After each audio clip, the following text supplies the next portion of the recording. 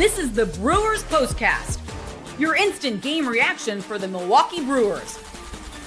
Part of the Locked On Podcast Network. Your team every day. Well, we knew it wasn't going to be easy, and it certainly proved to be true. The Cubs not backing down from the Brewers in an elimination game at Wrigley Field in Game 3. And the Brewers fall to the Cubs, this one by a final score of 4-3. Hello, everyone, and welcome in to the Locked On Brewers postcast. My name is Brandon Snide. You can follow me on X, formerly Twitter, at Brandon_Snide.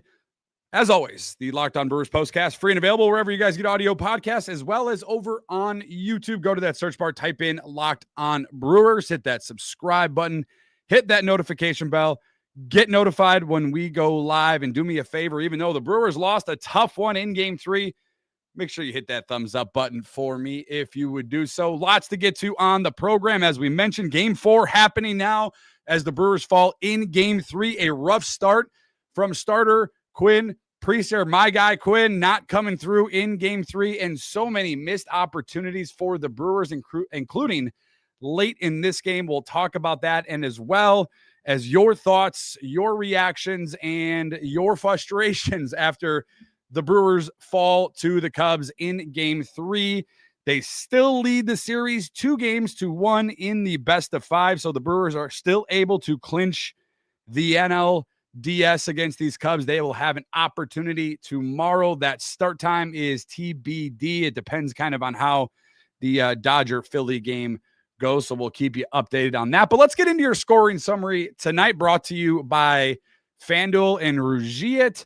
And again, like we've seen in every game of this series so far, the scoring getting off to a hot start between both of these teams, and the Brewers getting a sacrifice fly, getting a gift, I should say. They did score a run off of the bat of Sal Frelick, a sacrifice fly to left field that scored Christian Yelich.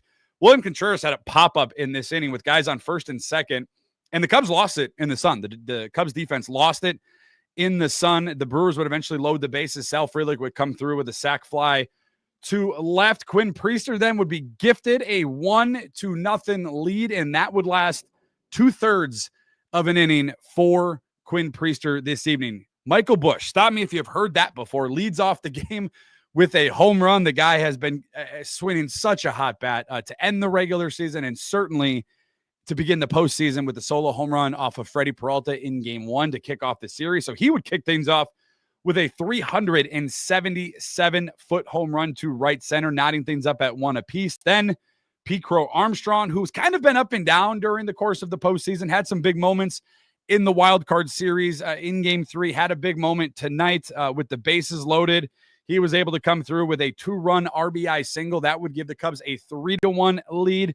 Then later on, Quinn Priester would exit this game after only being able to record 2 outs in this one in the first inning, and then Nick Mears would come on. It would be a wild pitch. PCA would score, Ian Happ would score. PCA would move to second, so the Cubs would put up 4 in the first inning. Notice I said the Cubs would put up 4 in the first inning. The final score was 4-3.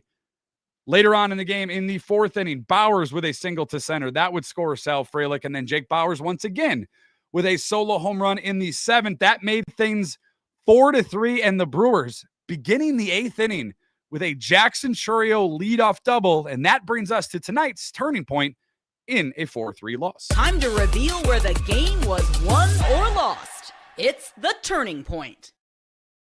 And the best opportunity for the Brewers. Oh, gosh, that 8th inning. Man, did they have an opportunity. Such a golden opportunity. I'm going to lose sleep over that opportunity that they missed this evening. They load the bases in the 8th inning.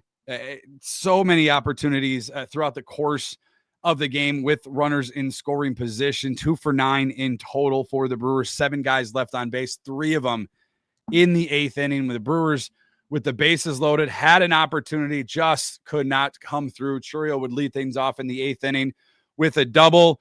Still looking like he's obviously not 100%. I don't think that's news to anybody, but they would eventually leave the bases stranded. Jake Bowers, we mentioned his name twice with the home run and the single, just couldn't come through. Brad Keller would come in out of the bullpen for the Cubs, pitch the last inning and a third, including that last out in the 8th inning, he would shut the door on the Brewers in the 8th, and the Brewers had nothing going for them in the 9th inning. 3 up, 3 down for the Brewers bats in the 9th inning. But before we move on to the player of the game and the things we'll be talking about tomorrow, this was a game where I understand that the Cubs won. The Cubs, outside of that first inning, were simply not the better team this evening. And I think that is the most frustrating thing about this team. When you look at things to be frustrated about, you look at the 4 runs in the first inning for the Chicago Cubs offense and give them credit, right? PCA with a big time hit with the bases loaded and guys in scoring position. And he has a hit out there to right field and he brings home 2. Outside of that, the Cubs, again, plating 4 and not getting anything the course of the rest of this game. Only 8 hits today for the Cubs. The Brewers with 7, scoring 3 runs, but so many more opportunities for the Brewers to score in this one. On the flip side, the Cubs really not much better with runners in scoring position, but you got to give a lot of credit to some of the guys that we'll talk about coming up as we discuss, the course of this show in a 4-3 loss. The good news, if you want to look at the good news, and I know it's tough to look at the good news after a 4-3 playoff loss, but the Cubs used all their high leverage arms out of the bullpen in this one. So credit the Brewers offense for it wasn't a great day, right? Obviously, we mentioned those numbers, 2 for 9 with runners in scoring position, leaving the bases loaded in the 8th inning. But the Cubs using Daniel Pomerantz out of the bullpen, Daniel Palencia out of the bullpen, Andrew Kittredge out of the bullpen, Theobar out of the bullpen, Brad Keller, as we mentioned, out of the bullpen. I think I said Daniel Pomerantz, Drew Pomerantz out of the bullpen for the Cubs. So the silver lining to a loss, a 4-3 loss at Wrigley Field in Game 3, where you're able to clinch the NL Divisional Series, is that the Cubs did have to go through a bulk of their high leverage arms. The Brewers really did not, and we're going to talk about that coming up, as well as your thoughts, your reactions, and I know your frustrations are all dialed up, and we'll get to all of that, including the things you'll be talking about tomorrow after a Game 3 loss for the Brewers. Today's Locked On Brewers postcast is brought to you by our friends over at FanDuel. The NFL season in full swing, and right now new customers can bet just $5, and if that first $5 bet hits, you get $300 in bonus bets if you win. That's right. Pick a bet, put down $5, and if it hits, you'll unlock $300 in bonus bets to use across the app. It makes watching football even more exciting when you got a little something riding on the action. So what are you waiting for? Visit FanDuel.com to download the FanDuel app today and get started. Once again, first $5 bet hits, you get $300 in bonus bets. Visit FanDuel.com to get started. Today's Locked On Brewers postcast also brought to you by Rugiet. You've probably heard of Viagra or Cialis. Maybe you've even tried them, but if you're looking for something beyond the usual pill, it's time to meet Rugiet Go Lawn. It's not just another ED pill. It's a total game changer for confidence. Go Lawn combines 2 doctor-trusted medications in one dual-action formula so you can get hard and go the distance. The effects can last up to 36 hours. That's confidence all day, all night, and even into the next day. Ready to level up that confidence in the bedroom? Head to Rugiet.com and use promo code LOCKEDONMLB for 15% off your first order. That's Rugiet, RUGIET.com, promo code LOCKEDONMLB. Make sure to use that promo code so they know the folks over here at the Locked On Brewers postcast sent you. Tough one for the Brewers. They fall to the Cubs in Game 3 of the NLDS. This one by a final score of 4-3. All of those 4 runs for the Cubs coming into that first inning. And after that, things would be shut down from the Brewers bullpen. And without further ado, that brings us to our player of the game after a 4-3 loss. This is the Locked On Player of the Game. Jose Quintana and Grant Anderson out of the Brewers bullpen today. Locked On Brewers postcast, players of the game. If I could, I would stand up and applaud each and every single one of those 2 guys for what they did out of the bullpen. Quinn Priester getting the start today. It did not last long whatsoever. 39 pitches thrown over 2 1/3 inning for Quinn Priester. The hometown kid just didn't have it. You could tell early on. Obviously, the leadoff home run for Michael Busch was a sure sign telling story there, but it did not go well for Quinn Priester. Did not have his control. He's a control type pitcher. Did not have it in this one. Had a couple of walks in the first inning, only was able to get those 2 outs, including giving up 3 hits and 4 earned runs. But Jose Quintana coming in, hasn't pitched since September 14th. Remember, he went on the IL with that calf injury. And Grant Anderson in this one, combined between the two of them, 5 scoreless innings. After the first 4 runs for the Cubs were scored in that first inning, as we had talked about it, those two combined for just 3 base runners and no runs from the 2nd to the 5th inning for this team. You talk about needing a hold, needing a big boost out of your bullpen, needing a guy or two to eat some innings. That is certainly what Quinn Priester, what Jose Quintana and Grant Anderson did out of the bullpen. They're going to get the honors tonight for the Locked On Brewers postcast player of the game. I know the Brewers lost 4-3. I know PCA had a big hit in that first inning.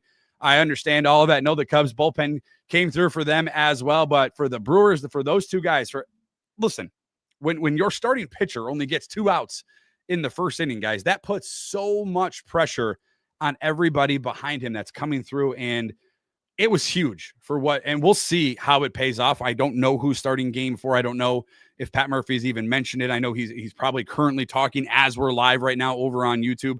I'm not even sure exactly, but it could pay huge dividends for those two guys to come in and eat those 5 innings, and we'll see what happens. But outside of Jared Koenig, there really wasn't a high leverage arm used by the Brewers out of that bullpen. Chad Patrick slowly turning into one. He was also absolutely fantastic out of the bullpen. And Chad Patrick's been another one. If you're an everydayer, you know how much I love Chad Patrick. So a great performance from Jose Quintana and Grant Anderson. Again, another silver lining, right? We talked about the silver lining with the Cubs using a lot of their bullpen. The Brewers, not so much on their end. Yeah, both teams used 5 guys out of the bullpen, but if you look at the differences between the two teams, the Cubs unloaded everybody that they absolutely needed to in order to skate by in this game. They scratch and clawed their way to a 4-3 win. It was close. I mean, the Brewers had so many opportunities in this one, just could not get that big timely hit, that clutch hit there in the 8th inning once they loaded the bases. But good stuff from Jose Quintana and Grant Anderson. The Brewers lose game 3. That brings us to a game 4 tomorrow and the things you'll be talking about when you wake up. This is what you'll be talking about. I mentioned that the pressure, even after winning the first 2 games, still was on Milwaukee. I still think that when you have to close out a team, the pressure is on. The Brewers obviously did not play their, brand of baseball for the most part today, leaving a lot of guys on base. Quinn Priester not making it out of the first inning, but the bullpen held their end of the bargain. The pressure is slowly trickling now back to Milwaukee, and they have to close out game 4. You do not want the Cubs. A little bit of life now is brought back into this series. Now it's a best of 5. You got to get to 3. The Brewers have 2. The Cubs only have 1. The pressure, you could make the argument, is still on the Cubs in order to survive. They'll be in front of the home crowd at Wrigley Field once again tomorrow in a do or die situation for their team. The Brewers have got to keep this thing from coming back to American Family Field. You do not want to be the team that goes up 2-0 and is back home in a game 5 in a do or die situation. And again, I don't know how it's going to pan out as far as starting pitching goes for the Brewers and exactly who's going to get the start. But the last thing we want to do is give any more life to this Cubs team. Is still a really good Cubs offense. I understand during the postseason, during this series, it hasn't been what we saw in maybe mid-July and mid-June, pre-All-Star break, but it's still an offense that scares you. When you look at it, say Suzuki, coming through, with another hit today, and you don't want to get PCA going. And obviously Michael Busch has been a handful. So you don't want to give this team any life. The Brewers have to wake up tomorrow and put an end to any momentum that the Cubs have built over the last 24 hours or so. The Brewers lose 4-3. Your thoughts, your reactions. We begin with everydayer Cody. The pitching settles down and blanks the Cubs the rest of the way, but we just couldn't get the clutch hit. That's beyond frustrating. Just a few swear words kind of night. Yeah, it was, again, give the Cubs credit, right? It's hard for me to say that. They took advantage of Quinn Priester early in this one. But you also got to give the Brewers a lot of credit, guys. They fought in this one. They had opportunities in this one. They had more opportunities in this one late in the game than the Cubs did to kind of pull away from the Brewers, and the Cubs were fighting for their season. So that gives me confidence going into game 4. That gives me a lot of confidence. This game, if you watch how this game started, you would have, if you shut it off after the first inning, you're probably waking up telling yourself, man, the Cubs probably won 8-2, 9-3, 4-3. All 4 runs for the Cubs came in the first inning. They didn't score a run. I think they only had 1 or 2 guys in legit scoring position on second or third a few times beyond that. And a big credit, as we mentioned, Jose Quintana and Grant Anderson. Nick, every day or a good fight, need to win tomorrow. Give the guys a lot of credit. And Jose Quintana for stopping the bleeding. Yeah, absolutely. Absolutely. Every day or Charles, great job by the bullpen, man. That 8th inning leadoff double and not doing anything with it hurt. It's going to be one where you just, you go to bed thinking about it. You wake up mad, frustrated that you just couldn't, man, just a great opportunity for this team. And they just could not get it going for their offense, and that opportunity to just slip through the cracks. Everyday or Steven, somebody's got to explain starting Lockridge. Kudos to the pen for being clutch, though. I really don't know. Isaac Collins hasn't been swinging the bat well. I guess that could be part of the reason they wanted Lockridge in center field. I'm assuming Pat Murphy thought it was going to be a defensive type of game, a low scoring type of game. It certainly was, right? 4-3 would be considered low scoring. He can cover a lot of ground in center field, Lockridge, that is. And that was, maybe to help Jackson Chourio, who's still ailing from that hamstring. So that's my only assumption. When I saw it right away, when I was like you guys, I kind of scratched my head a little bit. Well, once again, I don't think that I'm done questioning the lineup. I know we've done it before, and it's kind of bit me on the backside.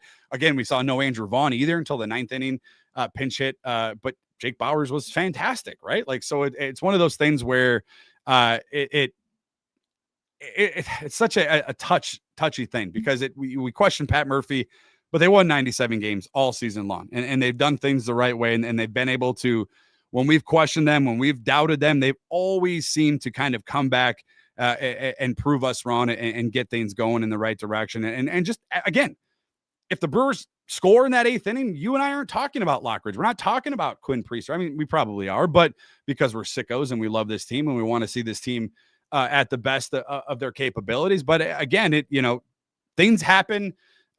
When you lose, it's always, hindsight and what you should have done, what you could have done. They just didn't get it done, but it's not like they didn't have the chances this evening. Kyle over on YouTube, really wish they would have saved Quintana for tomorrow. I agree. I just don't know. I don't know what would have happened. The game was obviously, it was a close ball game. At worst, it was 4-1 after that first inning. You needed a guy to eat a bulk of the innings. I wonder if maybe looking back, Pat Murphy should have tossed Chad Patrick in there and given, Jose Quintana, but he's also hasn't seen Jose Quintana pitch in live action for quite some time, going on 3 weeks. So it was one of those things where I don't know if he trusted Jose Quintana, to make that start tomorrow. It will be interesting to see what this team does going forward ahead of game 4. Scott over on YouTube, the Cubs have done exactly what the front office wanted. They have not maxed out the number of home games. It's all about the money, not about winning. Matt over on YouTube, y'all think game 4, who is the pitcher for the Cubs? Who knows? Craig doesn't. And that's another thing we talk about the Brewers. I don't really know who the Cubs are going to roll out there, right? I'm not sure. They've used a lot of guys out of their bullpen. It wasn't supposed to be a bullpen game for them in game 1. It turned into a bullpen game for them in game 1. Game 2, Shota only goes 2 2/3. So they had to use some of their bullpen arms in game 2. The Brewers really not in a much better situation outside of, they had that week off prior to it, but we'll see. I mean, it's going to be one of those things that's going to be interesting in going into game 4, because both of these teams are kind of, looking at really what could happen in game 4, but also preparing for what could be of game 5. So we'll see. Let's hope it doesn't get there. Let's hope the Brewers are able to close things out, and we'll go from there. Again, the game time for tomorrow kind of depends on the Dodgers-Phillies series. I could be wrong. And you guys can correct me if I'm wrong. I think if the Dodgers win, the Brewers will be at 6:08 this evening, but don't quote me on that. I'm not exactly sure if that's how everything pans out, but regardless, you and I will be here. We'll be talking about it. Hopefully a Brewers NLDS clinching victory tomorrow in game 4. My thanks to each and every one of you. Thank you guys for always making Locked On Brewers part of your day each and every day. Friendly reminder, wherever you get audio podcasts, you can get this show as well. Apple, Google, Spotify, Amazon, and also on YouTube. Just go to that search bar, type in Locked On Brewers, hit that subscribe button, hit that thumbs up on our videos, and hit that notification bell. Get notified when we go live, and we'll go live tomorrow after Game 4. Tough one today, 4-3, Game 3 loss. The Brewers still up 2-1. Just need to get one more, and I hope it is tomorrow after Game 4. And we'll be here to talk about it. And again, win, lose, or draw. Tough one today. It's the first loss in the playoffs. Stings a little bit. It's a tough one. But regardless of all of that, win, lose, or draw, all season long, despite the outcome, it is always go Brewers. Have a good one, everyone. See ya.